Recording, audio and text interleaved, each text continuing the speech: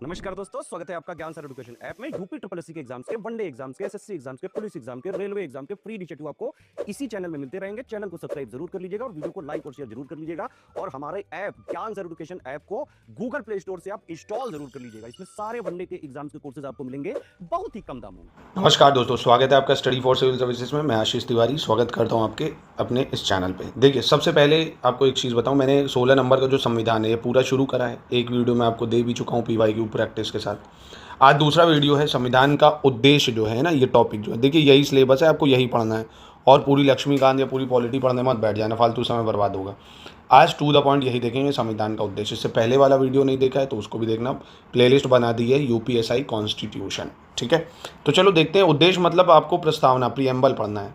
देखिए, प्रस्तावना की बात करें ना तो प्रीएम्बल जो है, प्रीएम्बल या प्रस्तावना, ये USA जो है सबसे पहला देश है जो प्रीएम्बल से शुरू हो रहा है, प्रस्तावना से। प्रस्तावना है क्या एक्चुअली में? प्रस्तावना जैसे आप कुछ खोलते हो ना, उसमें इंडेक्स होता है ना कि क्या क्या है, या समरी होता है कि किसी कहानी की समरी क्या है। मतलब एक तरह से कि संविधान की समरी है कि किसी भी जो भारत का संविधान है उसमें हमने क्या क्या ले रखा है, उसी को बोलेंगे हम प्रीएम्बल। ठीक है, आसान शब्दों में।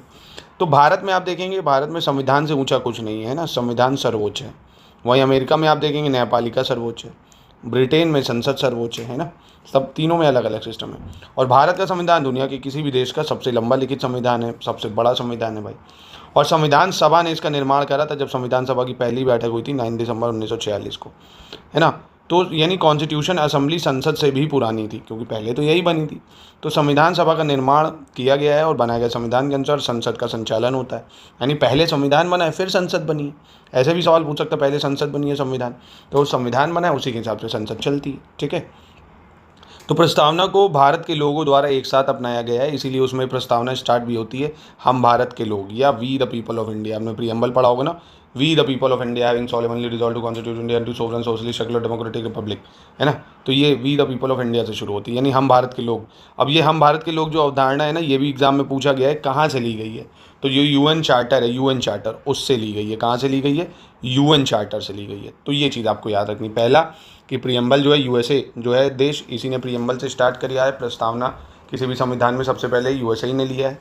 भारत का preamble we the people of India से शुरू होता है, यानी हम भारत के लोग से, और ये हमने लिया UN चार्टर से। ठीक है, इसके बाद बात करें अगर, तो भारत का जो संविधान है 26 नवंबर 1949 को संविधान सभा द्वारा अपनाया गया था। ये डेट आपको याद रखनी है कि इंडियन कॉन्स्टिट्यूशन कब अडॉप्ट करा गया। अडॉप्ट मतलब अपना लिया गया, हमने ले लिया कि हाँ ठीक है यही संविधान चाहिए, 26 नवंबर 1949 को। पर वो इफेक्ट यानी लागू कब हुआ है? 26 जनवरी 1950 से, है ना। ये दोनों डेट आपको याद रखनी है।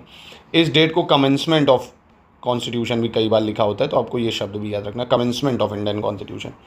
तो क्या क्या पढ़ लिया आपने? 26 नवंबर 1949 को हमने कॉन्स्टिट्यूशन को अपनाया है, हम भारत के लोग UN चार्टर से लिया है, और 26 जनवरी 1950 से ये लागू हुआ है। प्रीएम्बल यानी प्रस्तावना ये शुरू होती है कहाँ से? USA के कॉन्सेप्ट से। ठीक है, तो देश के मौलिक शासी दस्तावेज के रूप में संविधान ने भारत शासन अधिनियम 1935 का स्थान लिया। नहीं तो इससे पहले जब संविधान नहीं बना था तो गवर्नमेंट ऑफ इंडिया एक्ट 1935 से देश को गवर्न किया जा रहा था, है ना। और इस प्रकार भारत का जो अधिराज्य संप्रभु भारतीय गणराज्य बना, यानी हम क्या बने? सोवरेन बने, सोशलिस्ट बने, सेकुलर डेमोक्रेटिक रिपब्लिक।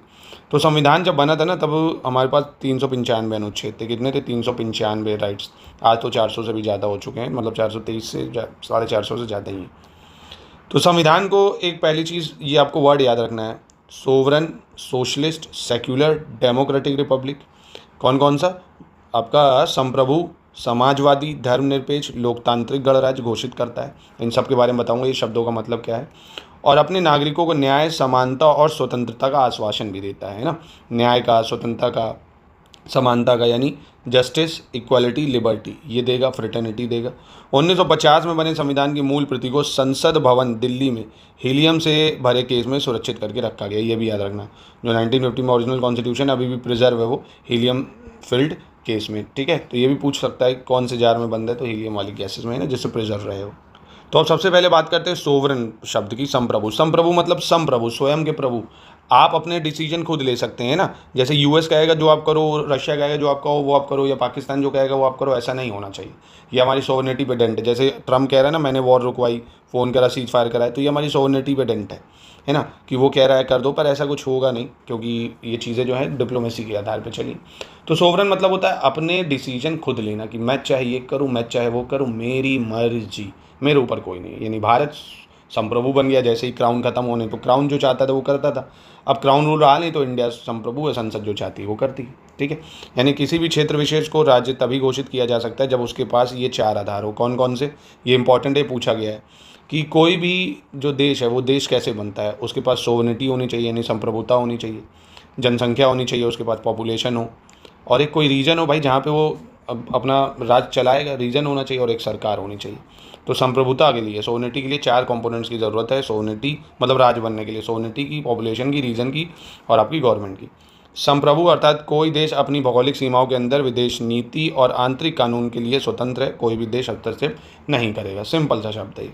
ठीक है, फिर सोशलिज्म की बात आती है। सोशलिज्म मतलब होता है यह एक सामाजिक आर्थिक दर्शन है।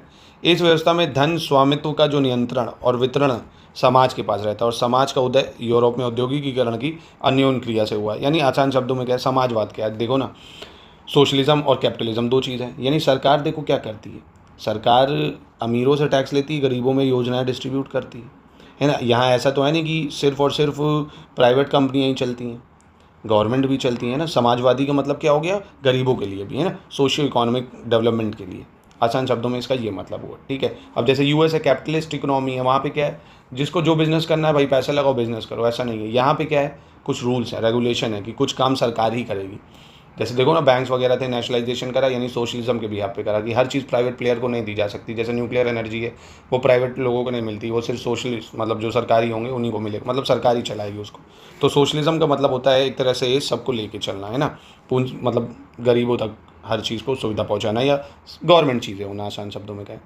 डेमोक्रेटिक रिपब्लिक की बात करें, भारत में अप्रत्यक्ष रूप से जनता का शासन होगा और वह व्यक्ति राज में सत्तासीन होगा जिसे जनता चाहेगी। यानी डेमोक्रेटिक रिपब्लिक मतलब चुना हुआ राजा, है ना। अभी क्या था भाई, क्राउन है, फिर उनकी बेटा, उनका बेटा, ऐसे चलेगा।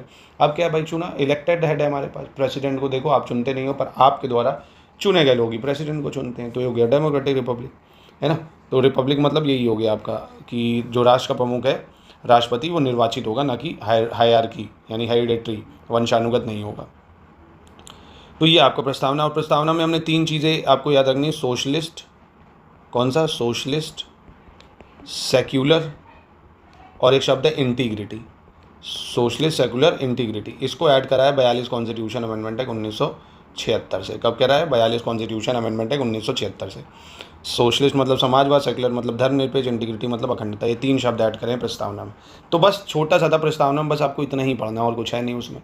ठीक है, इसके बाद हम लोग अब दूसरा लेक्चर शुरू करेंगे कल, ये संविधान सभा का निर्माण कैसे हुआ है। ठीक है, ये हम लोग कल करेंगे अपने नेक्स्ट लेक्चर में। आई होप आपको ये मज़ा आया हो करके, और ये पूरी ऐसी PDF आपको मिलेगी, और शानदार पूरे वीडियोस 99 रुपीज़ में UPSI की पूरी तैयारी।